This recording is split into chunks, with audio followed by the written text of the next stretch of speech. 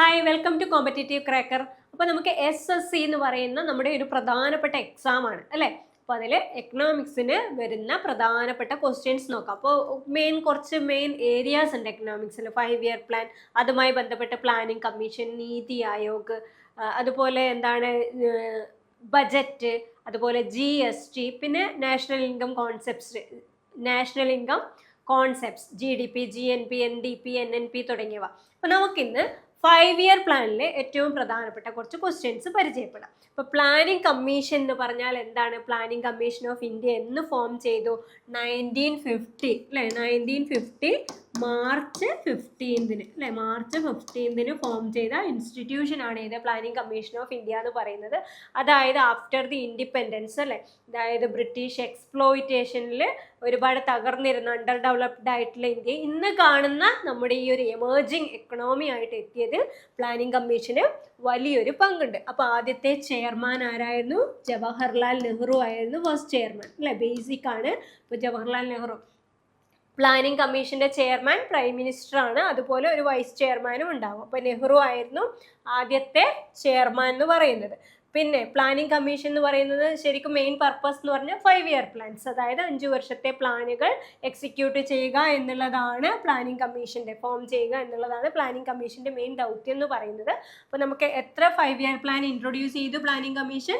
12 5 year plans introduce ചെയ്തു. അപ്പോൾ 12th plan എന്ത് ചെയ്തിട്ടില്ല? കംപ്ലീറ്റ് ചെയ്തിട്ടില്ല. അപ്പോൾ 2015 എന്ത് തുടങ്ങി? നീതി ആയോഗ് വന്നു അല്ലേ. 2015 ജാനുവരി 1 നീതി ആയോഗ് ഇൻട്രൊഡ്യൂസ് ചെയ്തു. അപ്പോൾ നീതി ആയോഗിന്റെ ഫസ്റ്റ് ചെയർമാൻ എന്ന് പറയുന്നത് നരേന്ദ്രമോദിയാണ്. അപ്പോൾ ജവഹർലാൽ നെഹ്റു മുതൽ നരേന്ദ്രമോദി വരെയാണ് പ്ലാനിംഗ് കമ്മീഷൻ ഉണ്ടായിരുന്നത്. അപ്പോൾ പ്ലാനിംഗ് കമ്മീഷൻ എന്ന് പറയുന്ന, അതായത് ഗവൺമെന്റ് റെസൊല്യൂഷനിലൂടെ വന്നൊരു ബോഡിയാണ് പ്ലാനിംഗ് കമ്മീഷൻ. അതായത് കോൺസ്റ്റിറ്റ്യൂഷണൽ ബോഡിയുമല്ല, അതുപോലെ തന്നെ സ്റ്റാറ്റ്യൂട്ടറി ബോഡിയും അല്ല. ഏത് പ്ലാനിംഗ് കമ്മീഷൻ ഒരു റെസൊല്യൂഷനിലൂടെ ഇൻട്രൊഡ്യൂസ് ചെയ്യപ്പെട്ടതാണ്. അപ്പോൾ ആ പ്ലാനിംഗ് കമ്മീഷൻ തന്നെയാണ് ഇന്ത്യ ഒരു എമേർജിങ് എക്കണോമി ആക്കി മാറ്റിയതിൽ വലിയൊരു പങ്ക് വഹിച്ചത്. അപ്പോൾ അതിലെ കുറച്ച് ക്വസ്റ്റ്യൻസ് ആണ് നമ്മൾ ഇന്ന് നോക്കാൻ പോകുന്നത്. The first 5 year plan of India was based on which economic model? ഏത് എക്കണോമിക് മോഡലിനെ ബേസ് ചെയ്തായിരുന്നു first 5 year plan? That is Harrod Domar growth model. അതായത് എക്കണോമിക്സിലെ ഹാരഡ്-ഡോമർ ഗ്രോത്ത് മോഡലിനെ ബേസ് ചെയ്തുകൊണ്ടാണ് ഇത് ഫസ്റ്റ് 5 ഇയർ പ്ലാൻ മുന്നോട്ട് പോയത്. അപ്പോൾ മഹലനോബിസ് എന്ന് പറയുന്നത് സെക്കൻഡ് പ്ലാൻ ആണെന്ന് നമുക്കറിയാം. ദെൻ ഗാഡ്ഗിൽ എന്ന് പറയുന്നതും അതുപോലെ തന്നെ സോളോ മോഡലും നമുക്ക് എക്സ്പ്ലെയിൻ ചെയ്യേണ്ടതുണ്ട്. കൂടുതൽ ഡീറ്റെയിൽ ആയിട്ട് നമുക്കത് എക്സ്പ്ലെയിൻ ചെയ്യാം. Next question, 3 major steel plants, that is Bhilai, Durgapur and Rourkela were established during which 5 year plan? ഏത് 5 ഇയർ പ്ലാനിലായിരുന്നു ഏത് Bhilai, Durgapur and Rourkela steel plants ഉണ്ടായിരുന്നത്? അപ്പോൾ ഇൻഡസ്ട്രിയൽ ഡെവലപ്മെന്റ് ആണ് ഇവിടെ വരുന്നത്. അപ്പോൾ ഇൻഡസ്ട്രിയൽ സെക്ടറിന് ഇമ്പോർട്ടൻസ് കൊടുത്ത 5 ഇയർ പ്ലാൻ ഏതാണ്? സെക്കൻഡ് 5 ഇയർ പ്ലാൻ ആണ്. അപ്പോൾ സെക്കൻഡ് 5 ഇയർ പ്ലാനിലാണ് ഈ പ്ലാന്റ്സ് ഇൻട്രൊഡ്യൂസ് ചെയ്തത്. സോ ബിലായ് സ്റ്റീൽ പ്ലാന്റ് എവിടെയാണ്? ഏത് സ്റ്റേറ്റിലാണ്? ഛത്തീസ്ഗഡിലാണ്. സ്റ്റാർട്ട് ചെയ്തപ്പോൾ മധ്യപ്രദേശ്, ഇപ്പോൾ ഛത്തീസ്ഗഡ് ആണ്. ദെൻ ഏത് കൺട്രിയുടെ സഹായത്തോടു കൂടിയാണെന്ന് ചോദിച്ചാൽ USSR, അതായത് റഷ്യയുടെ സഹായത്തോടു കൂടിയാണ് ബിലായ് സ്റ്റീൽ പ്ലാന്റ് ഇൻട്രൊഡ്യൂസ് ചെയ്തത്. പിന്നെ റൂർക്കേല പ്ലാന്റ് ഒഡീഷയിലാണ്. വെസ്റ്റ് ജർമ്മനിയുടെ ഹെൽപ്പോടു കൂടിയാണ് അത് സ്റ്റാർട്ട് ചെയ്തത്. ദെൻ ദുർഗാപൂർ എന്ന് പറയുന്നത് വെസ്റ്റ് ബംഗാളിലാണ് സ്റ്റാർട്ട് ചെയ്തത്, UK-യുടെ ഹെൽപ്പോട് കൂടി. അപ്പോൾ ഇത് പഠിച്ചു വെക്കണം.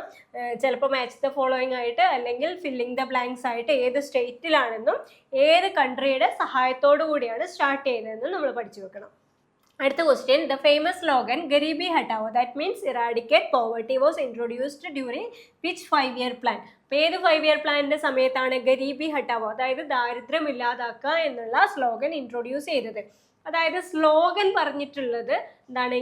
ഇന്ദിരാഗാന്ധിയുടെ ഇലക്ഷൻ ക്യാമ്പയിന് വേണ്ടി പറഞ്ഞിട്ടുള്ളതാണ്. അപ്പോൾ അതിനുശേഷം വരുന്ന, ഇന്ദിരാഗാന്ധി ഇലക്റ്റഡായി പ്രൈം മിനിസ്റ്റർ ആയിട്ട് വന്നതിന് ശേഷം വരുന്ന 5 ഇയർ പ്ലാനിലാണ് ആ ഒരു പ്രൊജക്റ്റ് ഇൻട്രൊഡ്യൂസ് ചെയ്യുന്നത്. അതായത് പോവർട്ടി ഇറാഡിക്കേഷൻ എന്ന് പറയുന്ന പദ്ധതികൾ വരുന്നത്. അപ്പോൾ അത് ഏത് 5 ഇയർ പ്ലാനിലാണ്? 5th 5 year പ്ലാനിലാണ്. അപ്പോൾ 4th 5 ഇയർ പ്ലാനിന്റെ സമയത്താണ് ഈ ക്യാമ്പയിനിങ് ഒക്കെ നടക്കുന്നത്.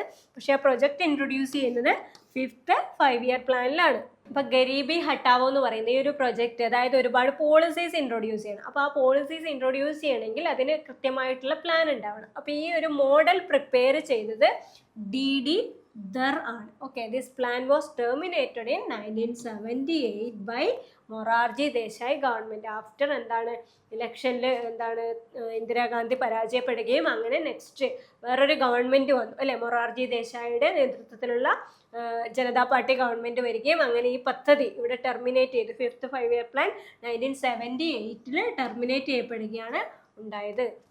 Then next question, the concept of rolling plan in India was introduced in which year? Rolling plan introduce ചെയ്ത ഇയർ ഏതാണ്? ഓക്കെ, 1978 റോളിംഗ് പ്ലാൻ ഇൻട്രൊഡ്യൂസ് ചെയ്തത് ജനതാ പാർട്ടി ഗവൺമെന്റ് ആണ്, അതായത് മൊറാർജി ദേശായിയുടെ നേതൃത്വത്തിലുള്ളത്.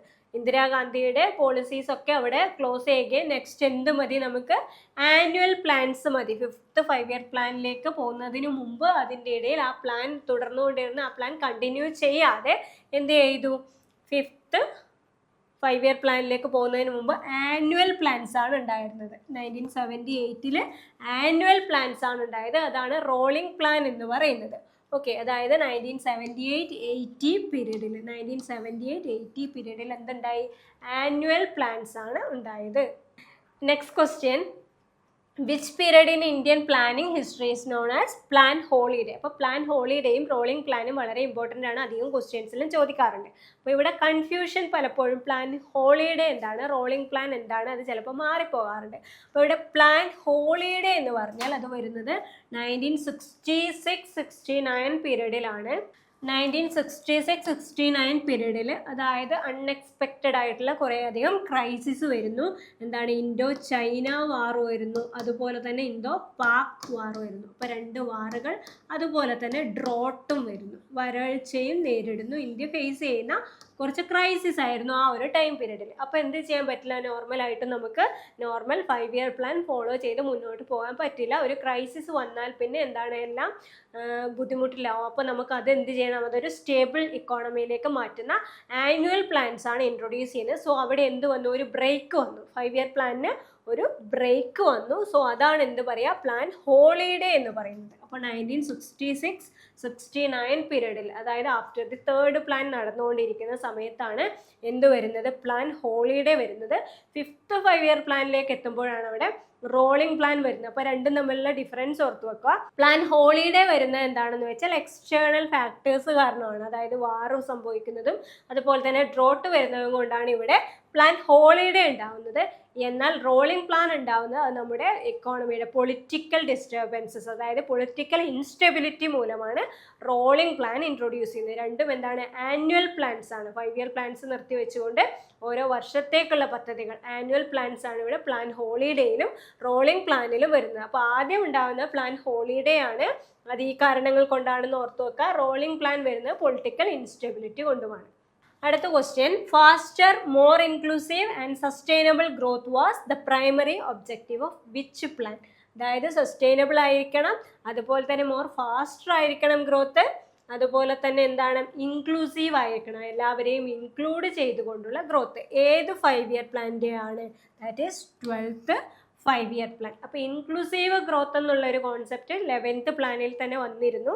അപ്പോൾ സസ്റ്റൈനബിൾ ഗ്രോത്ത്, അതായത് സസ്റ്റൈനബിൾ ഡെവലപ്മെൻറ്റിന് ഇമ്പോർട്ടൻസ് കൊടുത്തിട്ടുള്ള ഒരു 5-year പ്ലാൻ ആയിരുന്നു ഇത് 12th 5-year പ്ലാൻ എന്ന് പറയുന്നത്. അപ്പോൾ എന്താണ് സസ്റ്റൈനബിൾ ഗ്രോത്ത്?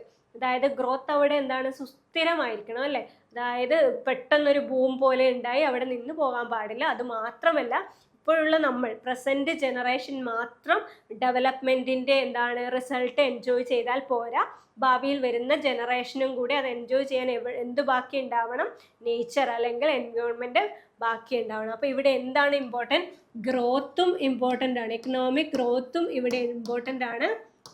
അതോടൊപ്പം എൻവയോൺമെൻറ്റൽ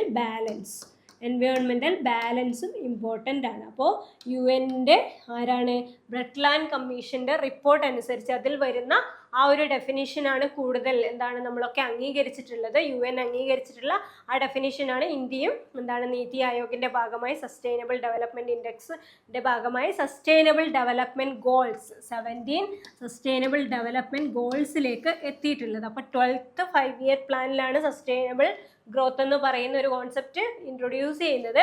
അപ്പോൾ അതിനുശേഷം 12th 5-year പ്ലാൻ 2015 നിന്ന് എന്താണ് പ്ലാനിംഗ് കമ്മീഷൻ സ്റ്റോപ്പ് ചെയ്ത് നീതി ആയോഗിലേക്ക് പോകുമ്പോൾ നീതി ആയോഗ് ഇത് കണ്ടിന്യൂ ചെയ്തു പോകുന്നു. അപ്പോൾ എന്താണ്, പ്രസൻറ്റ് ജനറേഷൻ്റെ നീഡ്സ് ഫുൾഫിൽ ചെയ്യുകയും വേണം, എന്നാൽ ഫ്യൂച്ചർ ജനറേഷന് വേണ്ടി നമ്മൾ റിസോഴ്സസ് സംരക്ഷിച്ച് വയ്ക്കുകയും കൺസേർവ് ചെയ്യുകയും വേണം എന്നുള്ളതാണ് സസ്റ്റൈനബിൾ ഡെവലപ്മെൻറ്റ് എന്ന് പറയുന്നത്. അപ്പോൾ സസ്റ്റൈനബിൾ ഡെവലപ്മെൻറ്റ് അല്ലെങ്കിൽ സസ്റ്റൈനബിൾ ഗ്രോത്തിനായിരുന്നു 12th 5-year പ്ലാനിൽ ഇമ്പോർട്ടൻസ് കൊടുത്തത്.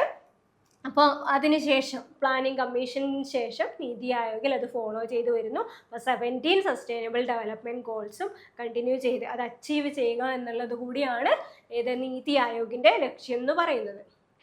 അപ്പോൾ നമ്മൾ എന്ത് ചെയ്യണം, കൂടുതൽ PYQs വെച്ച് അത് അനലൈസ് ചെയ്ത് കൃത്യമായിട്ട് പഠിക്കണം. അപ്പോൾ കൃത്യമായിട്ട് പഠിക്കണമെങ്കിൽ CCയുടെ ക്ലാസ്സസ് ഒക്കെ ഇവിടെ റെഡിയാണ്. അപ്പോൾ ഇപ്പോൾ നിങ്ങൾക്ക് ഏറ്റവും നല്ലൊരു സമയമാണ് അഡ്മിഷൻ എടുക്കാനുള്ള. നമുക്കിവിടെ എന്താണ് ഇൻഡിപെൻഡൻസ് ഓഫർ ഉണ്ട്, ഇൻഡിപെൻഡൻസ് ഡേ ഓഫർ ഉണ്ട് ഇവിടെ. അപ്പോൾ എന്താണ് അപ് ടു 20% വരെ ഓരോ കോഴ്സസിനും ഓഫർ ഉണ്ട്. അപ്പോൾ SSCയുടെ കോഴ്സസ് നിങ്ങൾക്ക് നന്നായിട്ട് പഠിക്കണം, എത്രയും പെട്ടെന്ന് അച്ചീവ് ചെയ്യണമെന്നുണ്ടെങ്കിൽ ഈ ഇൻഡിപെൻഡൻസ് ഡേക്ക് മുമ്പ് തന്നെ നിങ്ങൾ എന്ത് ചെയ്യുക, അഡ്മിഷൻ എടുക്കുക. കാരണം ഇൻഡിപെൻഡൻസ് ഡേ വരെയാണ് നമ്മുടെ ഓഫേഴ്സ് ഉള്ളത്. അപ്പോൾ എല്ലാ കോഴ്സുകൾക്കും ഓഫർ ഉണ്ടായിരിക്കും. സോ SSCക്ക് ഏറ്റവും നന്നായിട്ട് പഠിച്ച് തുടങ്ങാനുള്ള, ഏറ്റവും പെട്ടെന്ന് സക്സസ്സിലേക്ക് എത്താനുള്ള ഏറ്റവും മികച്ച സമയമാണിത്. സോ ഈ ഓഫർ ഒട്ടും പാഴാക്കാതെ എത്രയും പെട്ടെന്ന് തന്നെ എന്ത് ചെയ്യുക, ഈ നമ്പറിൽ കോൺടാക്ട് ചെയ്ത് അഡ്മിഷൻ എടുത്തോളൂ.